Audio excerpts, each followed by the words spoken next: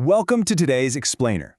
So, there's this old, beautiful folk song called The Welcome Table. It's all about finding a place to belong, a place where you're truly welcomed. And today, we're actually going to use that song to frame something incredibly urgent: how we find home on a new, practically unrecognizable climate change planet. Okay, let's dive into this, because this quote right here really sets our entire thesis. We've all migrated without knowing it. We all moved to a different planet, a climate change planet. You know, it turns out that billions of people are about to take part in the greatest mass migration in human history. Not because they just woke up and wanted to move, but because the very environment around them is fundamentally shifting beneath their feet. So I want you to think for just a second. What tells you that you're home, right? It's the familiar smells, the everyday sounds, maybe just how the sun feels on your skin in your backyard. Literally, no one inherently wants to leave the safety they've built. But what happens when that stability just suddenly unravels? Where exactly is home when the physical space you occupy literally turns against you? Part 1. Fire. Paradise in ashes. To really understand what it means when home turns against you, we have to look at Paradise, California. This story shows how a picture-perfect suburban life, kids playing in the yard, the whole shebang, can be destroyed way faster than anyone ever thought possible. 80. That's how many football fields this fire was consuming every single minute. I mean, the speed is almost incomprehensible. Residents had no official public warning. They were just hearing propane tanks exploding all around them. And when they tried to flee, they instantly hit gridlock. Ultimately, police had to tell them to abandon their cars and run on foot through an actual shower of raining embers. This psychological shock of displacement like that is just massive. One survivor captured it perfectly, pointing out that it was months before they even realized they were homeless. Because in affluent suburbs, you kind of have this illusion of permanent safety, right? But the stark reality is that facing a disaster of this scale is no longer a matter of if, but when.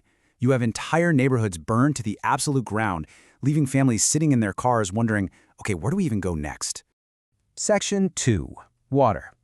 Landslides in São Sebastián. From the fires in California, we're shifting over to the waters of Brazil, specifically São Sebastián and neighborhoods like Vila Sahai. Down there, intense, super-concentrated rainfall triggered massive landslides that just buried homes. They carried entire apartments and families away in the mud. And this brilliantly illustrates the direct physics of a changing climate. What we're seeing is the creation of literal rain bombs dropping out of the sky.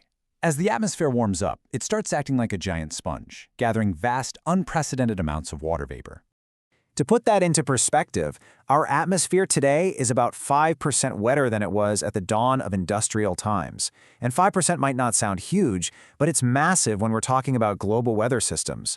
It's simply because warm air holds more moisture than cold air. And well, the basic rule of gravity applies here. All that excess water that goes up into that giant sponge must eventually come crashing down, resulting in these extreme, deadly floods. But you know, amid all this total devastation, we also see incredible resilience. It's the displaced helping the displaced. Neighbors literally digging through the mud with their bare hands to save each other. We hear about people like Paulette, who spent 8 years selling tapioca on the beach, and who stepped up to become a councilwoman just to fight for safe housing for her community. It's a really powerful testament to human solidarity when the systems around us fail. Section 3. The Sea. Chris's harrowing journey.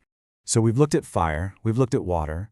Now let's look at the sea through the eyes of Chris. He's a musician from Nigeria who is fleeing this dangerous combination of climate floods and worsening violent conflict.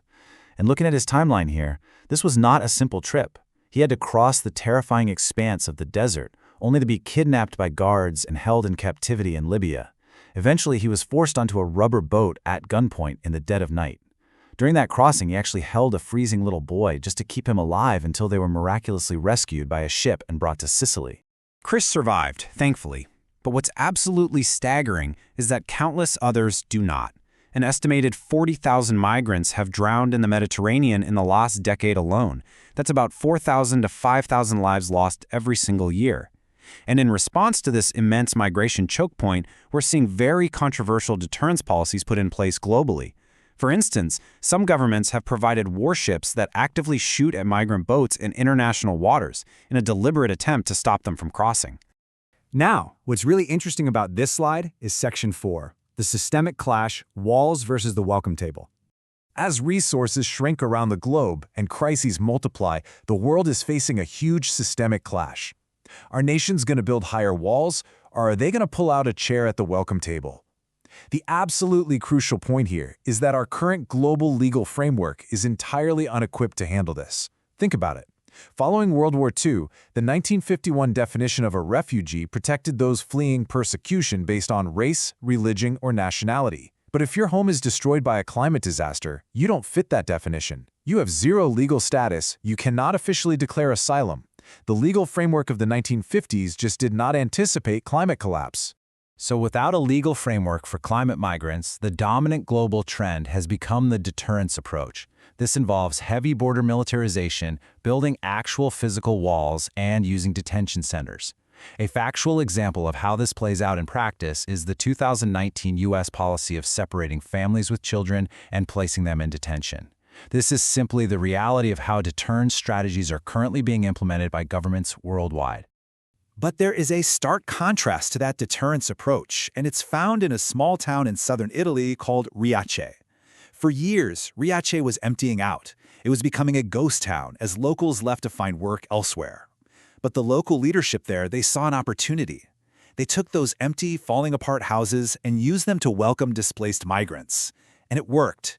It brought the school, the social services, and the entire community completely back to life. However, offering that kind of welcome generated severe political backlash. As anti-migrant sentiment grew on a national level, fueled heavily by negative media portrayals, the Italian government cracked down. The mayor of Riace, Mimo Lucano, was prosecuted. He was charged with criminal conspiracy to facilitate illegal immigration and faced up to 14 years in prison.